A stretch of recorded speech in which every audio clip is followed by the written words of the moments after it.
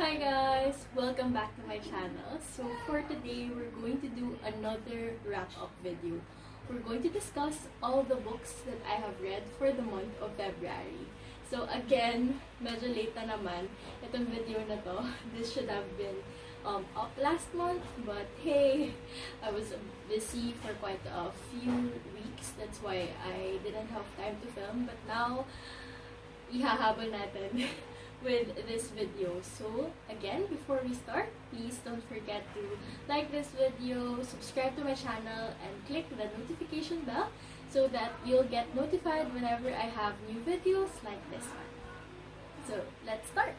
So for the month of February, I actually read a total of 9 books. Yes, again, 9 books yung nabasa ko for February, which is also equal to the number of books na nabasa ko noong January. And siguro, medyo unconsciously, I just wanted to match yung number of books that I read in January, ngayong February.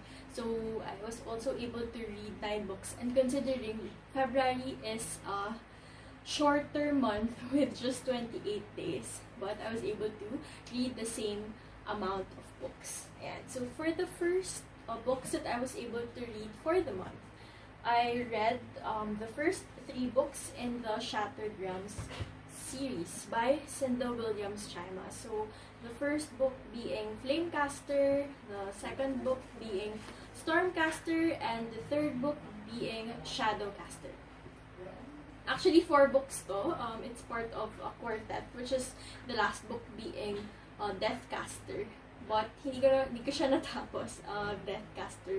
So, until now, ongoing yung reading ko of the last book. So, what is this about? So, the Shattered Realms series by Cinda Williams Chima is actually the second series already set in the Seven Realms world. So, Cinda Williams Chima also made first series in that world, which is the Seven Realms series. So, it's the Demon King series. And I was already able to read that series like siguro 2 years ago, I think. And I remember really loving that series, and I was really engrossed with that series. And finally, I was able to read itong second series set in the same world. So I can't really give you a brief synopsis of what this series is about because it's going to be spoilers for the first series kung hindi nyo pa nabasa yung first series.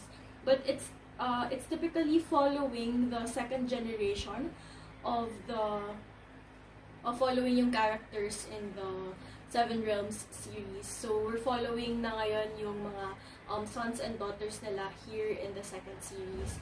But what I can say about these books are that Cinda Williams Chima really is a good author na in this different books here we follow she was able to introduce new characters in each book, but so we follow a different character in Flamecaster, in Stormcaster, and in Shadowcaster, but Cinda Williams Chima was able to tie it up in a very satisfying way. So all the stories of these different characters intersect and intertwine in a good and satisfying plot all throughout these 3 books. So yun. So actually hindi ko pa natapos and I don't know how it ended, but yeah, I'm still in progress with the last book being Deathcaster.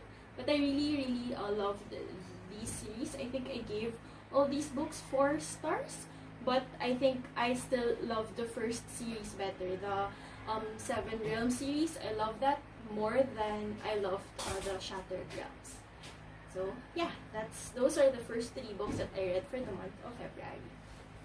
So for the next books that I was able to read, I wanted to start the Daughter of Smoke and Bone Trilogy by Laini Taylor. So this series is also one of those series that I always see in the best fantasy or YA fantasy that you have to read. So this is the Daughter of Smoke and Bone Trilogy. So the first book being Daughter of Smoke and Bone, second book being Days of Blood and Starlight, and the third book being Dreams of Gods and Monsters. So again, hindi ko na naman natapos yung trilogy na to. But I will explain later why. So, this series is medyo mahirap din siya bigyan ng magandang synopsis because I believe that it would be easier if you get into these books without knowing much about it. But I just going to read yung first page. So it says, once upon a time, an angel and a devil fell in love, and it did not end well. So that's literally what is indicated here in the first page, and I think it actually sums up what this book is about. But in the first book, this follows the story of Karu. She is a blue-haired girl who studies art in Prague. But aside from that, she has an alternate life where she actually procures teeth. Yes, she is in the business of procuring teeth for the Chimera. And then she's going to meet Akiva, who is a seraphim or an angel. And together, they're going to really go on an adventure to save the world together with the world of the seraphim and the Chimera. So here in the first book, and this I really love the first book because it's very different, because I haven't read a book about someone buying and procuring teeth. So what is the teeth for, right? So you're very curious on what the teeth is for and how is it being used and all those kinds of stuff. So this is a very fast and curious read for me. That's why I love this. But here in the second book, it's really more about, it's centered on the war already between the angels and the Chimera, and it's basically what happens in the entire book, preparations for war. That's why I didn't really like it, and it's kind of slow, and the plot is really very linear because it's all about that war. And on the third book, this is what I told you that I didn't finish for this month because it still is about the war that they are fighting. So parang medyo na-bore na ako on the third book kasi puro war na lang yung pinag-uusapan from the second book. So I think I wanted to take a break, so hindi ko muna siya tinapos, but I'm sure I'm going to go back to this just to really see what the ending will be. So I will update you once I'm able to finish this book as well. But yes, so I think I still recommend that you read this because it's really a very different story, especially the first book. So it's a good story. So I think I also gave this about 3.5, 4 stars. So all in all, it's still a good story. Yeah. And then after that, so since I really wanted to take a break in reading the third book, I wanted a different flavor. So I got into a new trilogy, which is the Devapad Trilogy by S.A. Chakraborty. So this is the first book being the City of Brass, the second book is the Kingdom of Copper, and the third book is Empire of Gold. So why did I say that this is a different kind of trilogy or story? Because this is set in the Middle Eastern world. So this is actually, the first book is set first in Cairo in Egypt. So actually in a lot of the books that I read, ito pa lang yung series na hindi nakaset in the Western world. It's really in the Middle East. So first time ko makabasa ng story that it's set in Middle East. So it provides diversity in the reading, and it's also more about the Islamic and the Muslim culture. So it's a new read for me, and I've really found it very interesting. But this is really more on what I can say, a political fantasy. This is not young adult, it's not YA. This is an adult fantasy, and it's really more set on the politics of the world, military strategy, and those kind of stuff. So, as a brief synopsis, we follow the story of our main character, Nari, who is a con artist in Cairo in Egypt.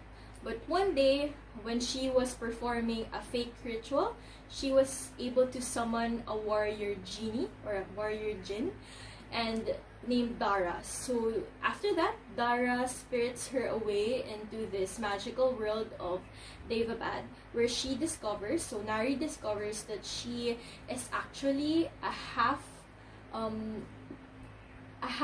Deva and a half human, and she's part of this family who is very powerful in that city. So there she begins her story and her discovery of what she can do, and she discovers her abilities, and how she really, what can I say, parang how she traverses her new world here in Devapad.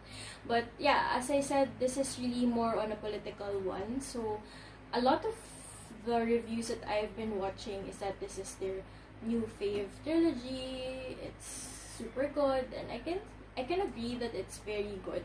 But siguro hindi lang siya part of my favorites of all time, because it's really more on what I mentioned, more on politics siya. So the author really was able to convey the repercussions of multi-generational, deep-seated hatred, mistrust, and political unrest in these books. And also, it conveys yung repercussions as well of the struggle for power and for vengeance, and how it really affects what people do. So, yung question na mapapatanong ka sa sarili mo when you read these books is that, does the end really justify the means? Kasi there are a lot of violence happening in these books because of the search for peace. So yun talaga, does the end justify the means? So siguro I like it.